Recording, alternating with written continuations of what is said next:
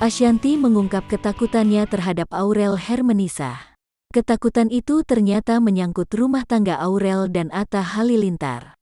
Ashanty rupanya takut Aurel menghadapi masalah rumah tangga. Ashanty takut Aurel tak kuat hadapi masalah rumah tangga dengan Atta Halilintar. Seiring curhat Ashanty takut Aurel menikah muda itu, belakangan istri Atta atau Aurel sempat sambat sakit.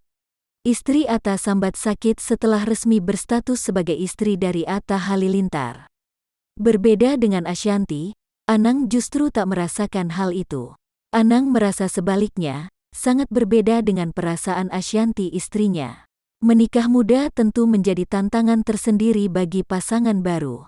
Seperti yang diketahui, Aurel Hermansyah terbilang menikah muda karena sudah menjadi istri di usianya yang baru 22 tahun. Kondisi tersebut tak mudah dijalani bagi anak muda untuk membina rumah tangga di sisa hidupnya. Padahal, usia 22 tahun kerap jadi momen seru untuk bermain dan habiskan waktu bersama teman. Namun Aurel mantap untuk dipinang oleh Atta Halilintar sebagai istri. Ibu sambung Aurel, Ashanty pun sempat khawatir saat anaknya hendak menikah.